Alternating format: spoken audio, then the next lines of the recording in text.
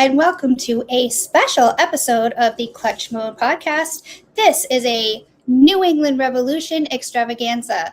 Today we have a very special guest with us. We have Caleb Pongratz, who is lead MLS content and data for SpotTrack, who covers the New England Revolution, and he is going to join us today to be talking all about the New England Revolution. We want to capitalize on that World Cup enthusiasm, and we want to get you ready to fill that void with some awesome, amazing Revs action. So Let's bring in Caleb. Hello, Caleb. Thanks for joining us today. Thanks for having me. I'm really happy to be on here talking New England Revolution. So thank you for having me, and I'm excited. Yes. So tell us a little bit about how your coverage, where people can find you, what you do. Sure. Yeah. So I'm 24 years old. I grew up on the South Shore of Massachusetts. I grew up in Hanover. Currently living just outside of Boston. So I went to school at Suffolk University and got a degree in journalism. So that was kind of my in. I've been writing for Post International, covering specifically the New England Revolution, Rhode Island FC, and the Boston Legacy. For them, I've been with them for about 3 years or so. And then this past year, I joined SpotTrack as the lead MLS content and data contributor for them. So a lot of my articles can be found at spottrack.com or postinternational.com. And then additionally, for any news, breaking news, injuries, transfers, trades, team news, team quotes, the whole 9 yards, you can find that on Twitter, or formerly known as Twitter, now known as X, at Caleb Pongratz. And then on Blue Sky at Caleb Pongratz. So very, very active on those two social medias, as well as Instagram, which is again just Caleb Pongratz. So I love very active. Blue Sky. Love me some Blue Sky. Yeah, I at first I was hesitant, but I like it. It's different. I haven't gotten into Threads yet, which is also kind of similar, I've been told. Yes, we're on Threads. I like Threads because you can post to specific communities like MLS threads, NFL threads, and you can really engage in conversation more. It's like it's a little bit more pointed in the direction, but I'm a threader. I thread it. Yeah, no, I do post on Reddit now too. So it's difficult when the social media landscape has definitely grown and advanced over the last couple of years. So it's kind of difficult when you got to post to multiple social medias, but again, it's part of the job. Just get used to it and keep expanding. So I love it. I love what I do. Great. Well, let's jump into the Revolution. So tell us what has been your overall impression of the Revolution, the first half of this season, before we got up to the World Cup break. Yeah, so the Revs, currently they're in fourth place in the Eastern Conference. This is a team that obviously is having a new coach. They replaced Caleb Porter last season. Pablo Moreira was the interim coach, and then they brought in Marko Mitrović to come in and coach this squad. So New England in the first half of the season did extremely well, specifically at home. Again, 8-1-5. They played last night and had a draw, so they're now 8-2-5 with 26 points. So really strong team. Good roster build. Could use with a little bit of upgrades as well as some alterations, but at the whole grasp of it, they had a really good first half. One of, if I'm not mistaken, the top 5 teams in the league defensively. So again, a very, very solid squad right now, and the Revs are currently in a home playoff position at the moment. Obviously need to play half the rest of the season, but good first half, definitely. Absolutely. So would you consider them to be a legitimate contender? Are they still sort of in a prove-it mode? Like, where do you see them right now? Yeah, I would say right now the expectation for this team is to make the MLS playoffs. Contender to win MLS Cup, I would say, is a little too soon to say. I think definitely hosting a home playoff game, which is top 4 in your respective conference, is the biggest goal for this team right now, specifically noting that they haven't made the playoffs the last 2 seasons.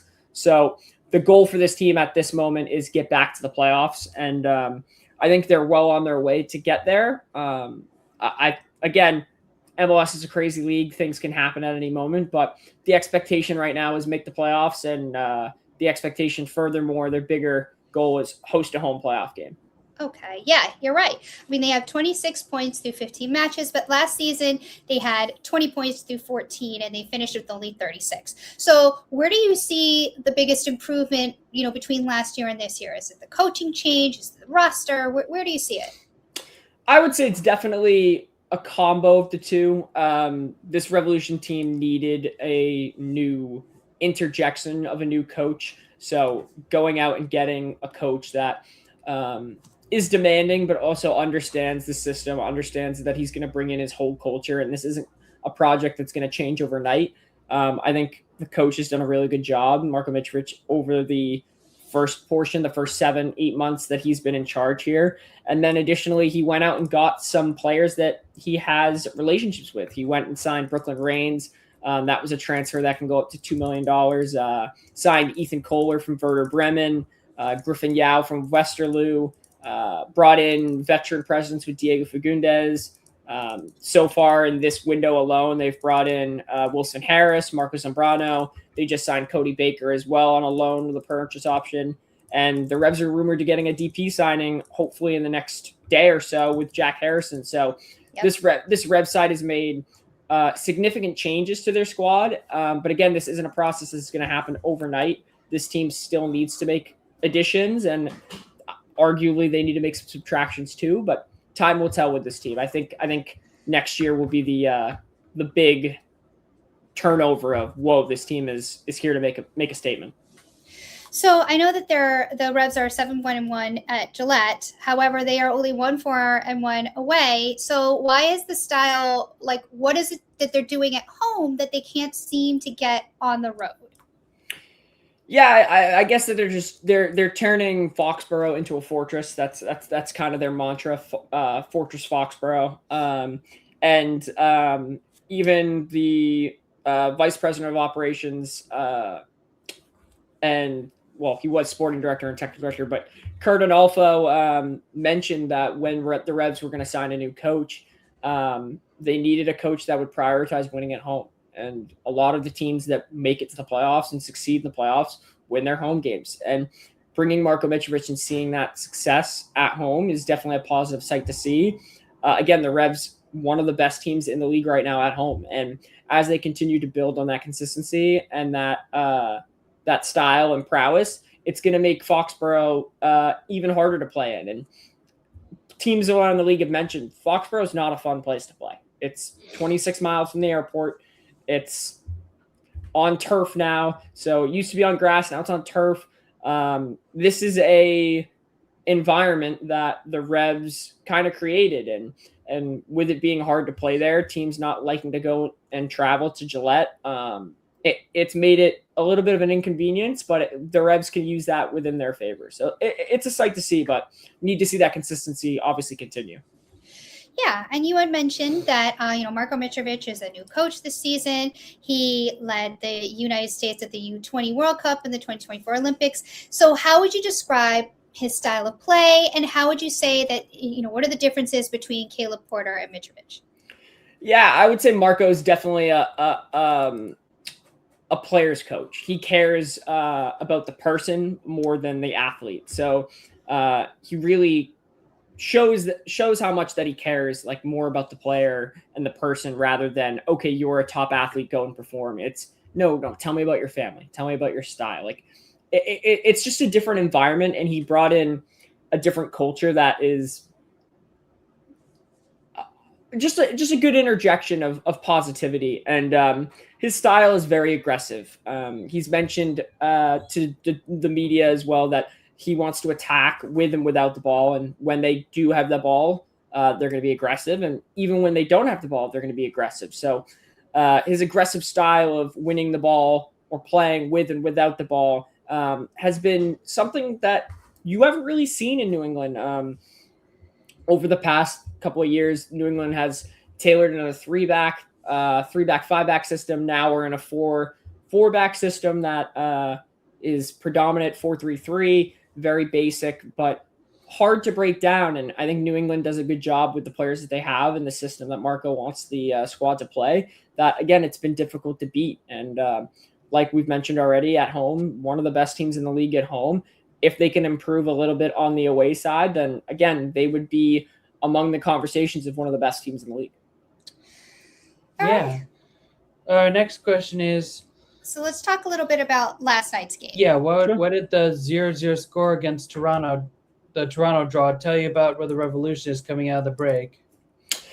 Yeah, I mean, I think that this squad, I would say, struggled against Toronto. I think both of these teams had an okay game, to put it simplistically. Both teams could have won the game. I think there were 3 times the ball hit the post during the match, but I think New England kind of rued their chances. They could have been a little bit better in the final third.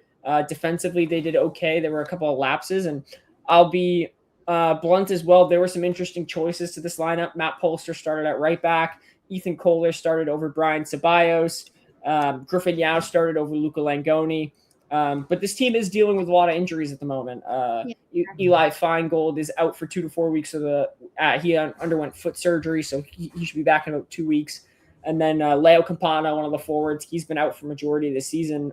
He's expected to be back in 3 weeks. So I used this Toronto game, and I think New England used this Toronto game as well as a feeling out period to find out what they really need to work on, as well as for fitness.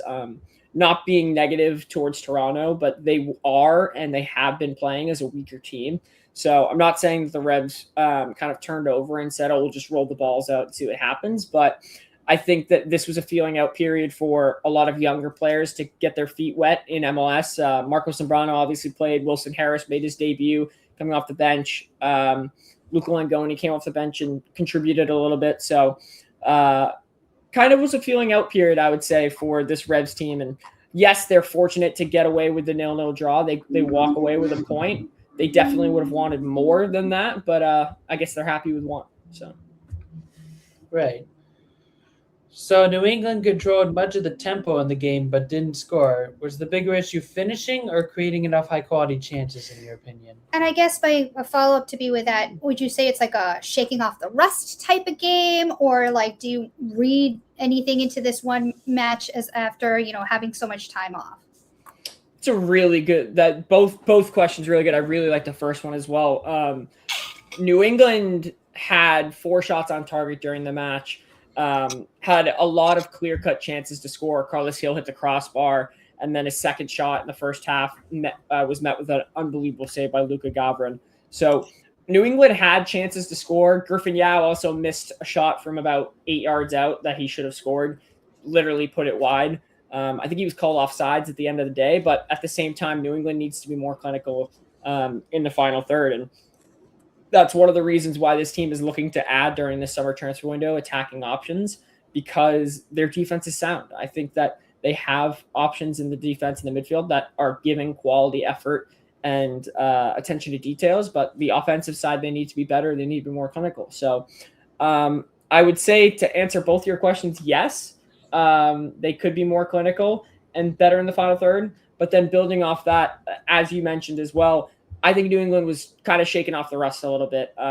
It was clearly evident that they hadn't played the game in a while. I view this game similar to that of Nashville when they started the year. They started the year with I believe it was a 4-1 loss to Nashville. But again, beneficial to get a point out of this. But I would say for both sides, really, it was shaking the rust off and trying to get more consistency and fluidity. Okay. So I know not everybody may be familiar with the current roster. So let's talk a little bit about the current roster. So as we see, let's start with Carlos Gil. He is an all-star. He is like a major player a major role player and a major player on the team. So would you say that he is continuing to play at an MVP level? Or, how do you sort of, are they less dependent on him than in past seasons? How would you talk about him? Yeah, I think with the Revs as a whole, the Revs definitely over the last couple of seasons have depended on Carlos Hill. He's been, again, a massive playmaker for the Revs. He's going to his 5th All-Star game this season, which I believe he tied Taylor Twellman for the most appearances Taylor and Shawry, I think, have more than 5. Taylor with 5, Shawry with 8. So Carlos being in that category, it just cements him further as being one of the best players in Revolution history. But in terms of output, Carlos is equal with Luca Langoni this year with 9 goal contributions. Carlos has 5 goals, 4 assists, where Luca has 3 and 6, 3 goals, 6 assists. So I would say Carlos is performing at a high caliber level. I wouldn't say he's close to that DP level that he once was. I wouldn't say he's also on a decline either. If you look back at his previous seasons, every single year he's averaged about 10 on either side, goals or assists. He had 10 and 14 and 19. He had 4 and 18 and 21, 7 and 14 and 22, 11 and 10, 23, 7 and 10, 24, 10 and 14, 25. So he's at 5 and 4 already in 2026 with roughly 19 games to go. It wouldn't shock me if he gets back up to that 10 and 14 caliber, which is consistently what he did in his first season here. So would I say that he is still performing at the level that we expect him to? Yes and no. But I think that the expectation and the reality of it is that he will be getting close to, if not more than 15 goal contributions comfortably this season. So what would you say has changed in Luca Langoni's game? He has, as you mentioned, he has 6 assists. Is that something that's sustainable throughout the rest of the season? Yeah, I think Luca is a player that, again, the Revs brought him in to make an impact. He's on the younger side. I believe he's 23, 24 years old.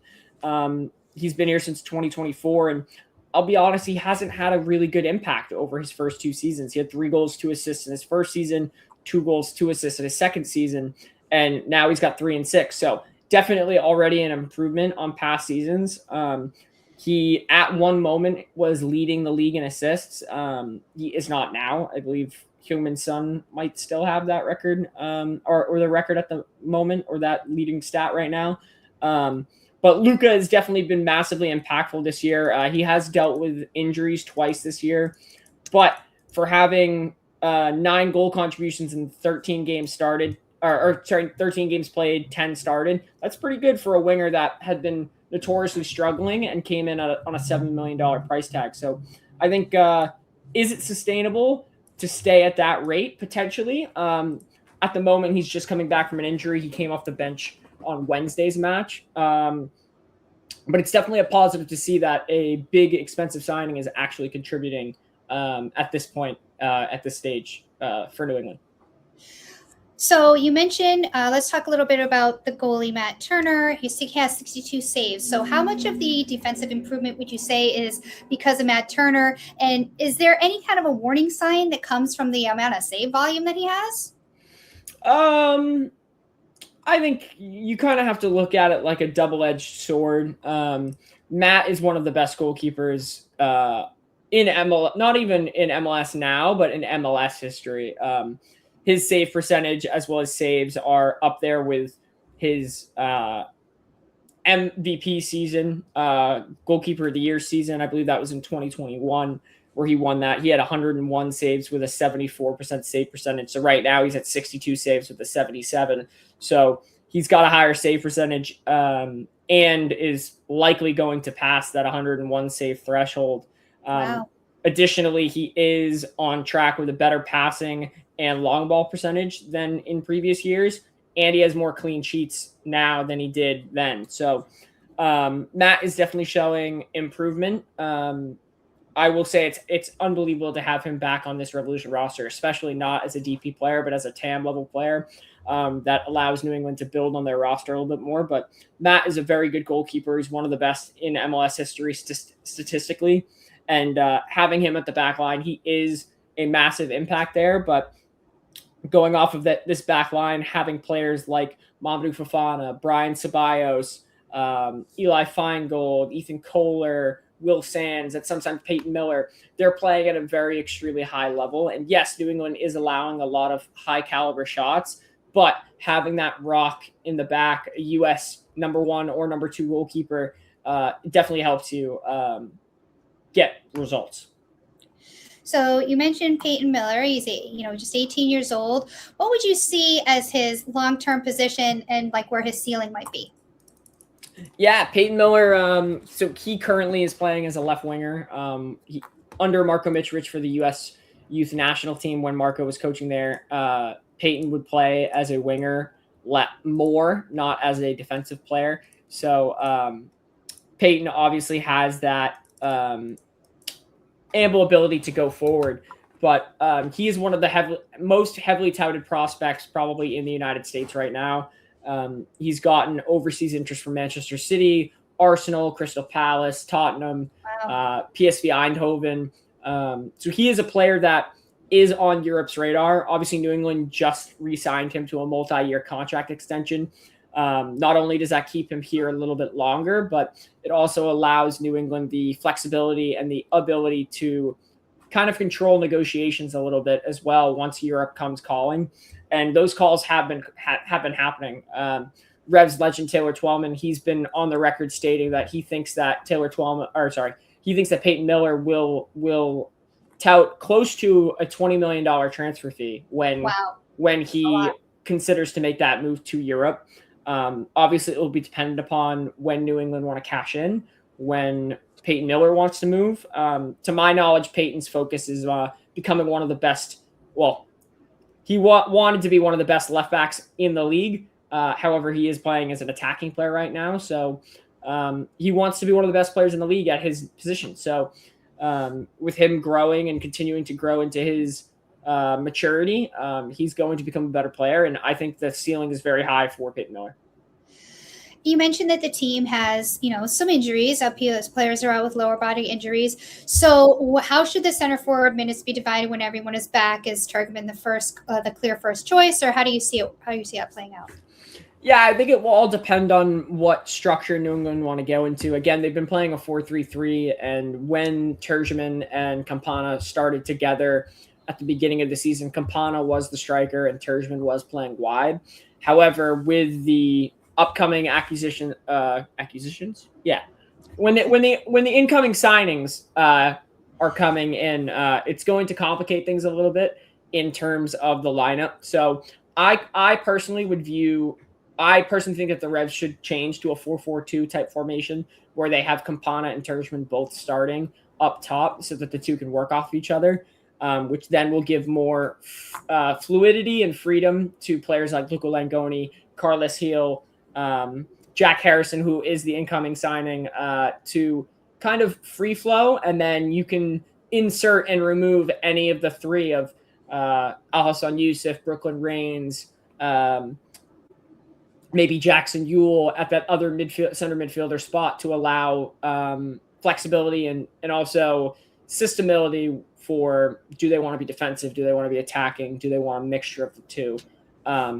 But I view both of them playing when they're both healthy. It's just, where does the front office as well as the head coach view the system as a whole, and how much influence does Jack Harrison with him coming in change that system? So I want to try to see if we can transition just a little bit and talk about the Revs Academy. Mm-hmm. So moving on, can you just tell us a little bit about the Revs Academy, some players that you feel like you've identified that might be up and coming that we want to keep on our radar going forward? Yeah, the Revs Academy is one of the best in MLS. It's headlined by Academy Director Rob Becerra. He's an unbelievable guy. I'm honestly shocked that he isn't coaching an MLS team. He's one of the most qualified individuals probably in all of U.S. soccer. So he is the Academy Director and as well serves as the U16 coach. Again, a very good squad. You have Abel Waswa, you have Liam Connors, Lucas Dantas, Noah Bushi, John Susi, and then Marko Mitrovic's son, Mitar, is a part of that coaching staff. He's an assistant coach. And then you have Jasir Charis, who is the Pro Pathway goalkeeper coach. So they have a really good system. Also, another former player, Colby Quinones, he's an academy administrator as well as a U16 coach. He also helps with residency coordination for the players that are part of the residency program. So, and then that system right now is overlooked by Kernan Alfo, who in his new role is focusing as the senior VP of soccer operations. He's focusing primarily on Revs 2 and the Pro Pathway program with the Academy. But this Revs Academy is really, really talented. There's a lot of really talented players. Most notably, there's Logan Azar. He's a midfielder. He will be a part of the MLS Next All-Star game this weekend, or this upcoming week, this Monday in Charlotte. He'll be playing in the match. Additionally, there's a winger, Makai Wells, very, very, very talented winger, also from the Barca residency program. There is, who else am I going to focus on here? There is a lot of Revolution 2 players that are Revolution players that are playing for both not only the Revs Academy, but also playing on the second team as well, getting kind of their feet wet in playing for obviously that team. So players like Grant Emery, Cristiano Carlos, Levi Katzel, Aaron Prajapati, Josh Macedo, Judah Sakara is really good, Sheridan McNish. There's a goalkeeper, Riker Fouth, who's really good.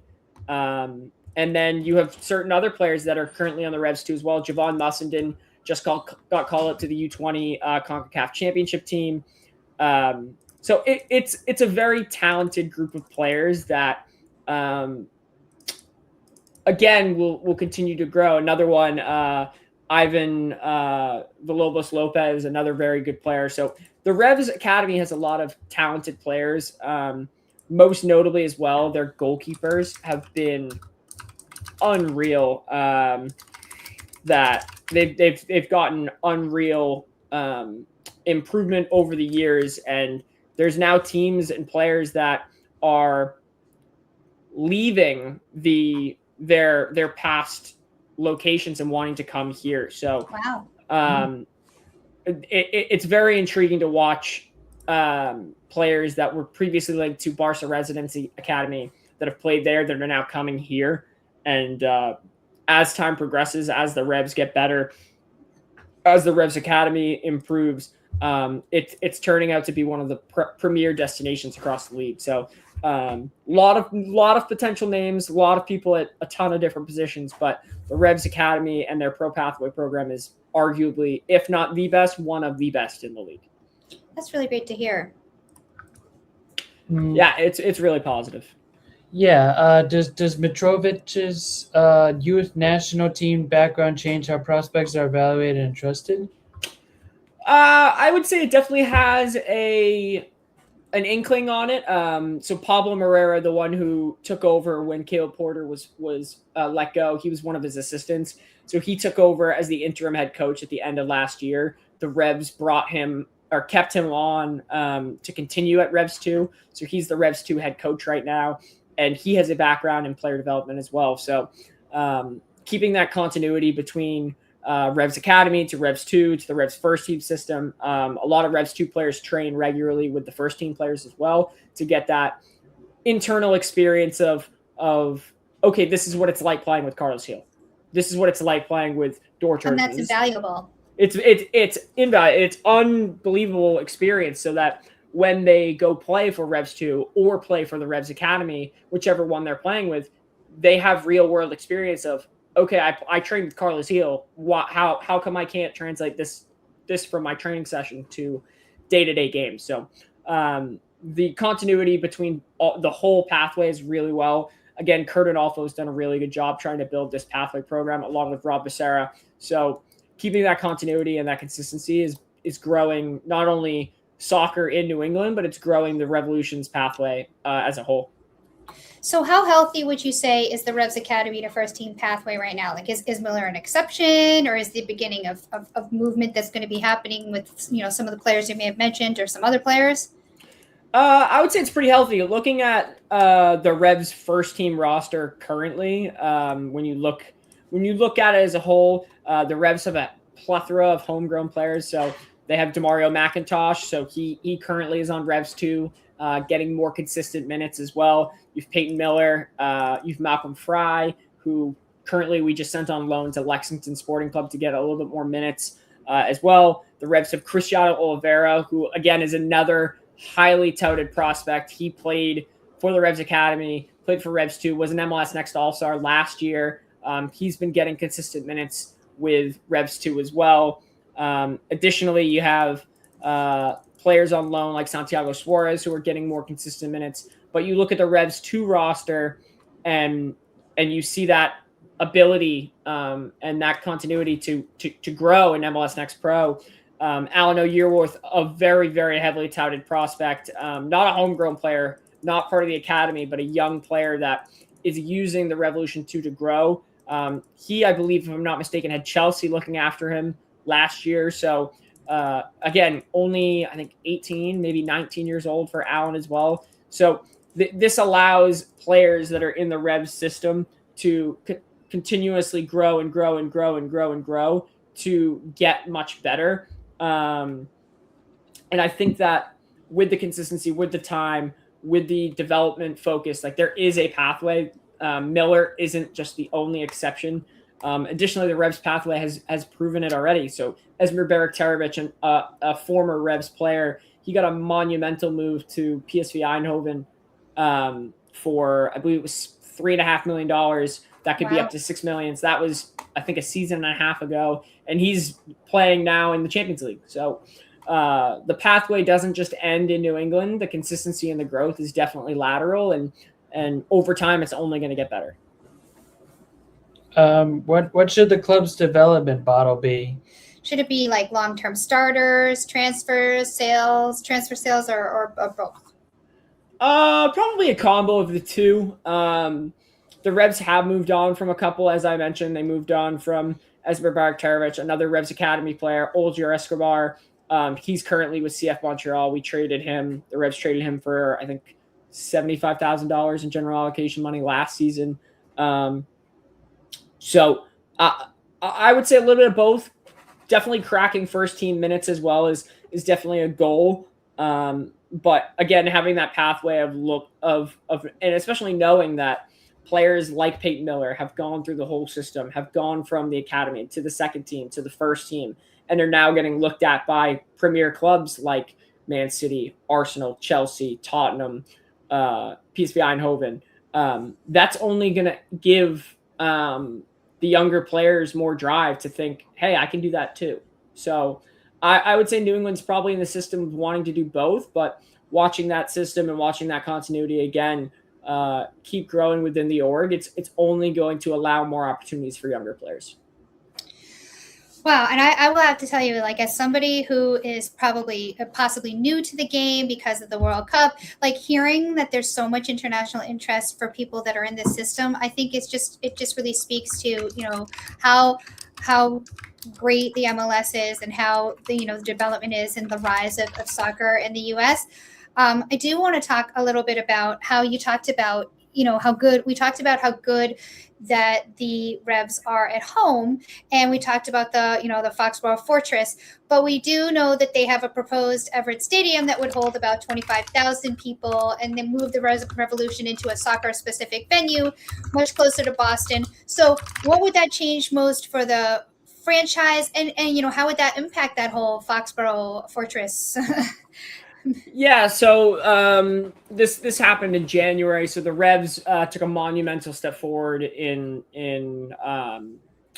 regard to getting a new soccer-specific stadium. The stadium, the Kraft Group announced that an agreement had been reached with the group, the City of Boston, the City of Everett, that will bring a soccer-specific stadium to Everett. So the projected stadium location is next to Encore Casino. So it's about 15 yards from the City of Boston, give or take, with the deal valued about $48 million spread over 15 years, with most of the money of the project going towards infrastructure improvements and other projects around Charlestown, more specifically Sullivan Square.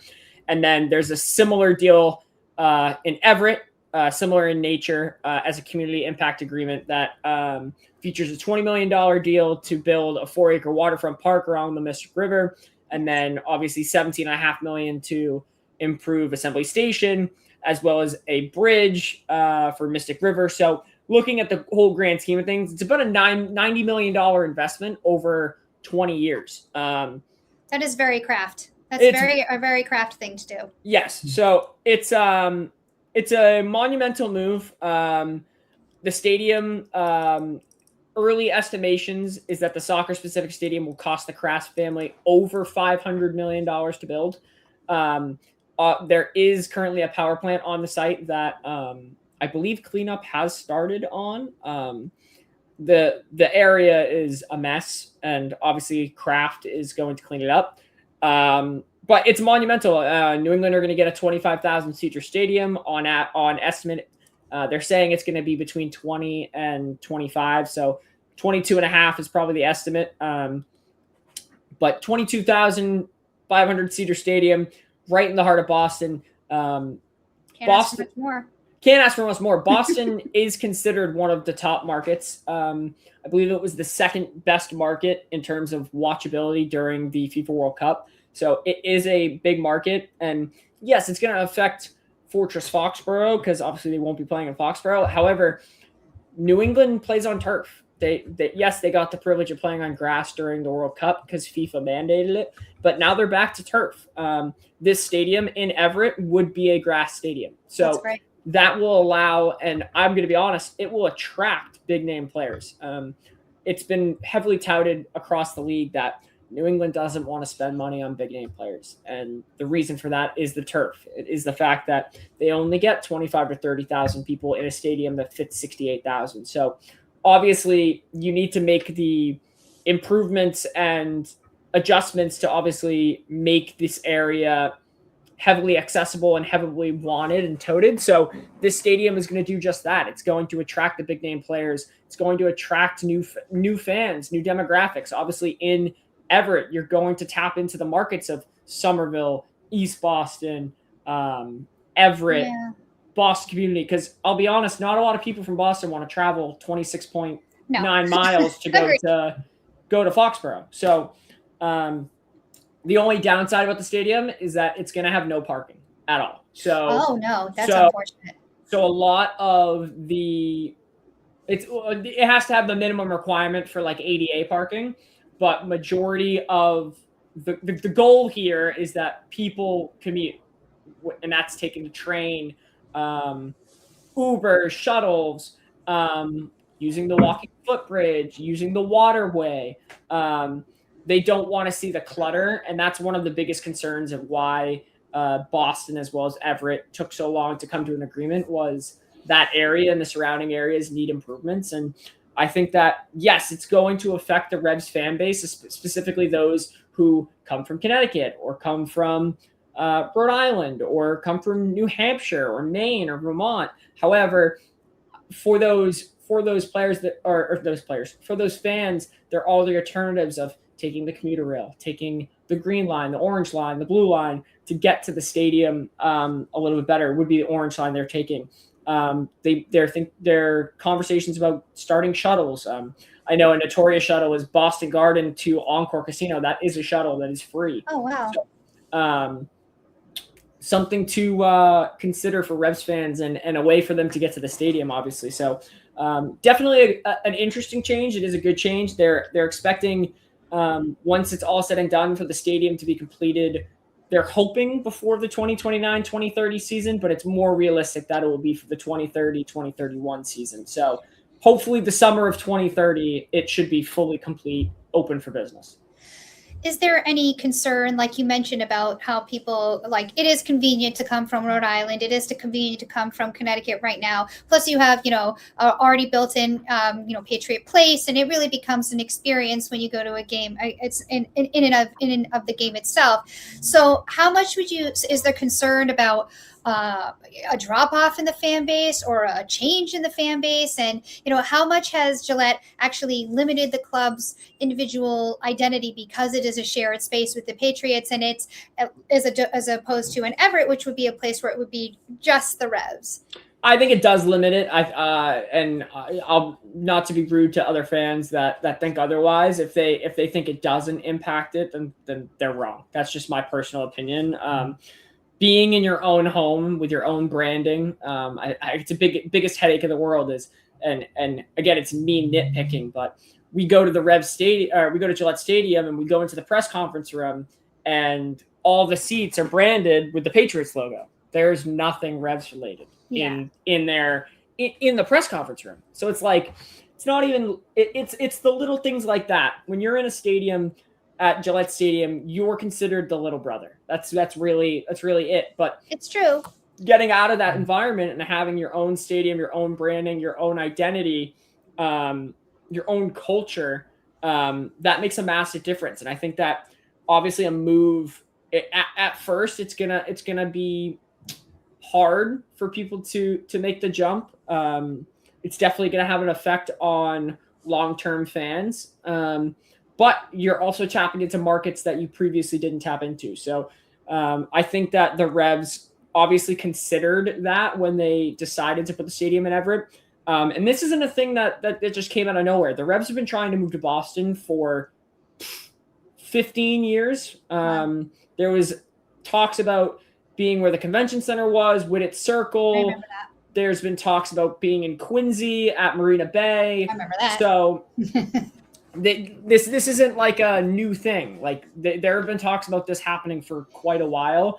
And this is obviously a big step to them get over the hill to obviously have this stadium. So I'm excited for it. I'm excited for when it happens. And I'm really, really excited for the future of New England Revolution in Massachusetts and the surrounding New England area. Yeah, I agree. I think it's a great opportunity to make a level set and try to make a more urban connection and really get into the Boston proper, because it will be, even though there's no parking, it will be much more accessible. And it's really an opportunity to have a deeper and greater connection with the community at large right around you, instead of being, I mean, there's pros and cons to both locations, but it's I mean, you're really in the heart of Boston, and you have an opportunity to grow your fan base. So I want to talk a little bit about the upcoming deadline on September 2nd, and when everything freezes on October 9th, I believe it is. So I know that the Revs recently retained Matt Turner, signed Wilson Harris, added Cody Baker on loan, completed permanent acquisition of Marco Zambrano. So have those moves addressed the most pressing needs on this roster? I would say they definitely answered some depth questions. The Revs are very tied down currently with the current roster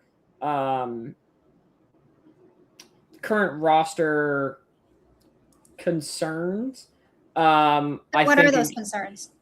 So the Revs depth right now is very stark. So currently the Revs don't have a lot of roster room to make signings at the moment. And they are going to need to open up that depth. So Jackson Ewell is the biggest conversation right now. He's the third or fourth highest paid player on the team. He only played 10 games. And he's not having a lot of goal contributions. So when you have players like that are chewing up a lot of the salary, it makes it hard for the Revs to improve at other positions of need. So they're going out of their way to make signings that are relative to how much money they have versus trying to fix needs. So they've obviously made changes. They've made signings to improve their roster, but with the restrictions that they currently have, they can't make the big name signings that fans are up and roar about trying to get. So obviously the next one is Jack Harrison coming in as a designated player. Him coming in is going to make a massive difference and implement a new style into this team. So the expectation is that he comes in and provides the important numbers, and the hope is that he gets right to the start, right on the ground running, and looks to improve this roster. Yeah, I was just you literally stole my thunder. That was going to be my next question, was about Jack. What impact do you think he's going to have on this young roster? Where would his left foot profile fit best? Left wing, right wing, a flexible, wider role? Like what do you see? How do you see him contributing? Yeah, so I think the Revs, so they currently play in a 4-3-3 with a single striker formation, but I think that with Jack Harrison coming in, this will, and Leo Campana as well getting healthy, this will allow the Revs to switch to a two-striker formation, maybe play a 4-4-2. That's, again, a very simple formation, but playing a 4-4-2, having Langoni and Harrison as the outside mids, putting Carlos Hill centrally and having Dor Terjman and Campana up top. You then can choose any type of midfield profile to put next to Carlos, whether that's Alhassan Yusuf as a defensive, Jackson Ewell is a little bit of a combo of the two, Brooklyn Reigns is a young up-and-coming bulldog that's been playing unreal this year. Then that allows the back line to remain consistency. Mamadou Fofana has been playing unreal. Will Sands has been playing unreal. At center back, you have Ethan Kohler as well as Brian Ceballos, who've been playing really well. The only issue of need right now is your other outside back. And I think that then allows Peyton Miller to go back and revert to his outside back role and will allow him to come forward into the attack and push Jack Harrison either further up the field or even internally. So I think that the system's going to change a little bit when Jack Harrison arrives. I think it's going to improve this Revolution side monumentally, but I view him really as a left mid or left wing more than an inside midfielder player. But again, this roster can have any type of impact. So it's all dependent upon what his output is like and what the team sees when he arrives. So do you think that the Revs still need to make another move before the September 2nd deadline? Do you think they're good how they are? Like, what do you think they need to do anything else?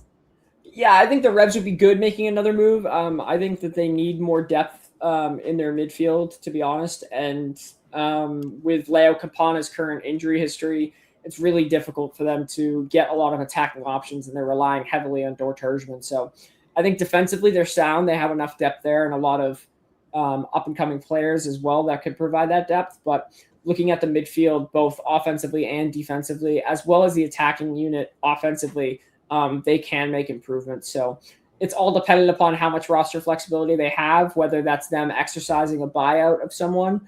You get 2 per season. So it's whether they exercise a buyout on someone.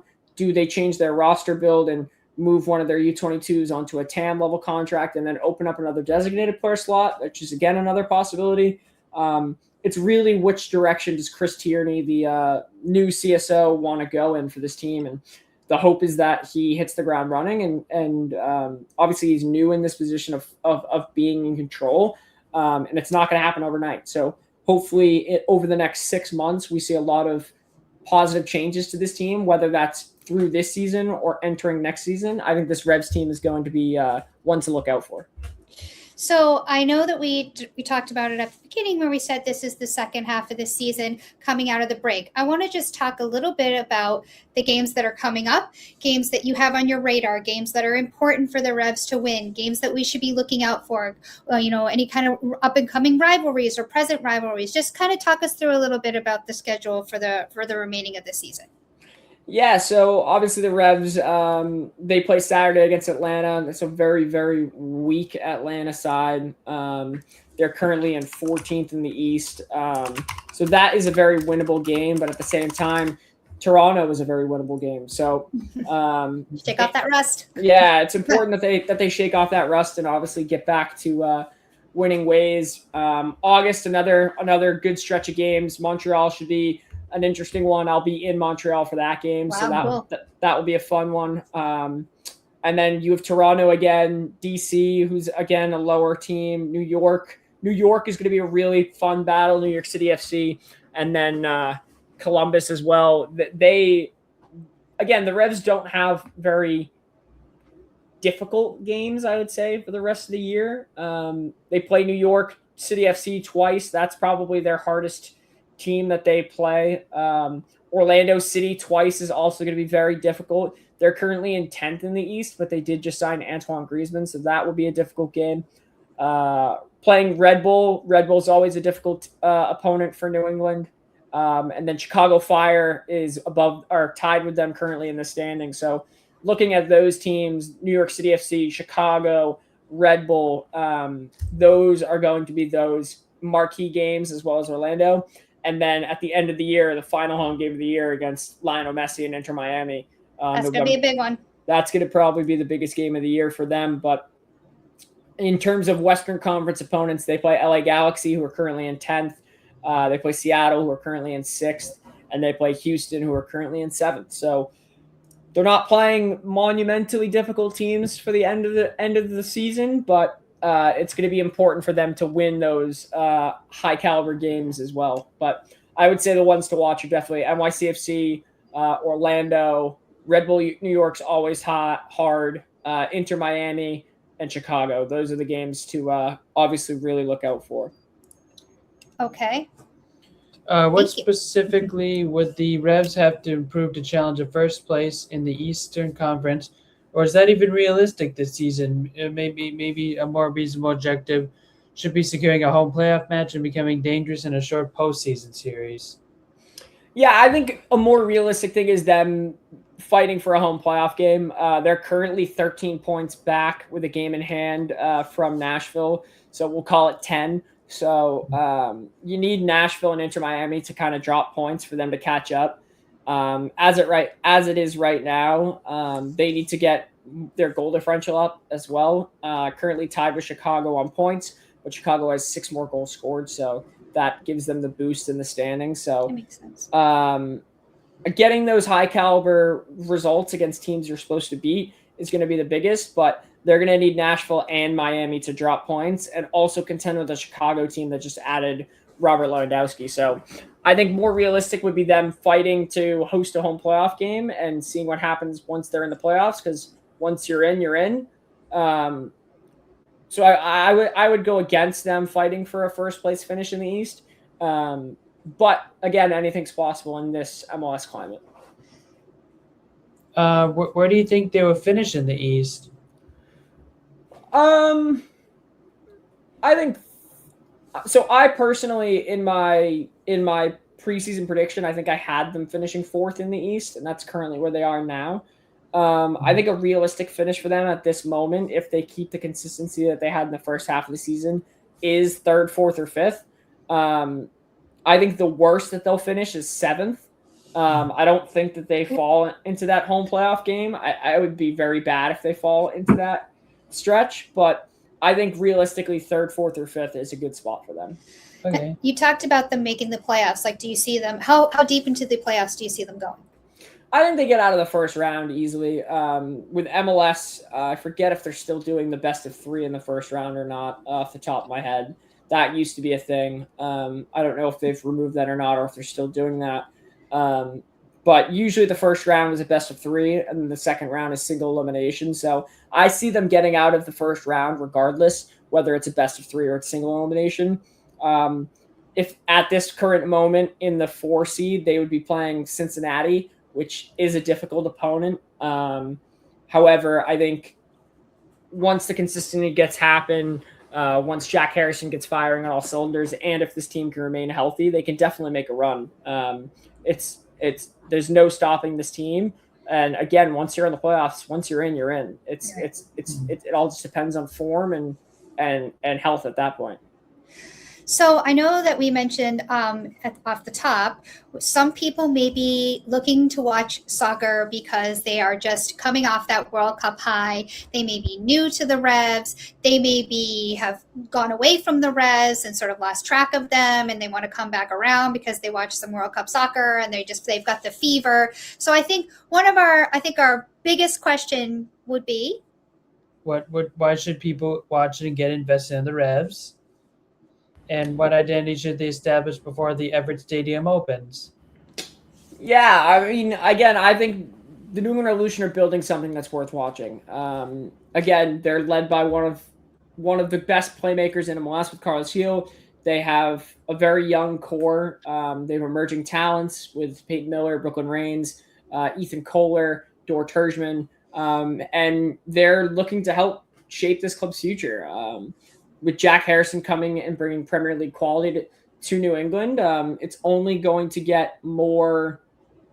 It's only going to get more eyes and more focus. So whether it's Carlos is breaking down a pass and getting in behind, whether it's the next generation coming up the wings and kind of growing the game as a whole, or just the electric atmosphere of growing the game. Soccer is growing in New England, whether it's New England Revolution, whether it's Rhode Island FC, Boston Legacy, Portland Hearts of Pine, Vermont Green.